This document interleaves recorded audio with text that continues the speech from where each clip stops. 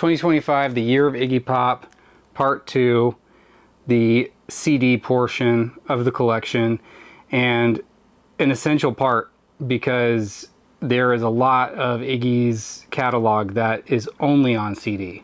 So if you're only going vinyl, there's going to be a huge chunk missing from the story. So the Stooges debut, self-titled. This is the deluxe version, which has some alternate takes, which is really interesting to hear. Deluxe version of Funhouse, which includes mostly just alternate takes.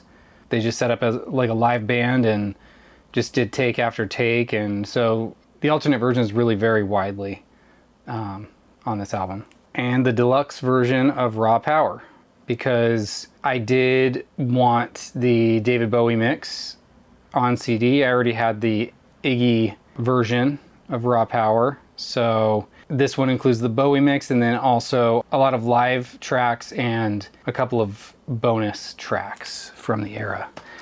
This is where it gets scattered as far as like getting all of the Stooges stuff goes. We got Kill City, the James Williamson album. We have The Idiot on CD, just a classic and so definitive and influential. This whole Iggy Pop journey, you kind of realize he's pioneering so many things I love. Before the whole wave hits, he's doing it a couple years before. Lust for Life, both of the Berlin albums. I do have some gaps here, so we're going straight to Soldier. I am missing New Values on CD. Zombie Birdhouse. Again, the photos of Iggy kind of cursed and under a voodoo spell are just something else. An amazing new wave album, the third Bowie album. Their third and final collaboration, unfortunately. 10 tracks and no skips. Instinct, not my favorite of his albums, but still, you know, for a late 80s kind of slump, it's still really great. And there's an excellent consistency that it's all him. It's all that voice. Brick by Brick, which, you know, I haven't found on record yet, so the CD will have to do in the meantime. And this is a precursor to American Caesar, which is Wild America. This little EP is interesting because I think that American Caesar was called Wild America, because this indicates that it's from the album Wild America coming soon. But Wild America ended up being American Caesar, which is one of the standout best of Iggy's 90s material. Naughty Little Doggie. Another album that's smeared in the books. I disagree. I think it's great. Avenue B. I mean, certainly this is a curveball for Iggy. This is where he goes into crooner territory, but I think it's so good. I really love that zone that Iggy goes into. Nuggets is an incredible compilation of all of the little odds and ends from all eras of Iggy. You got Beat 'Em Up. I remember seeing this in Virgin Megastore. It's like one of my earliest memories of like recognizing his name and the notoriety that came with him.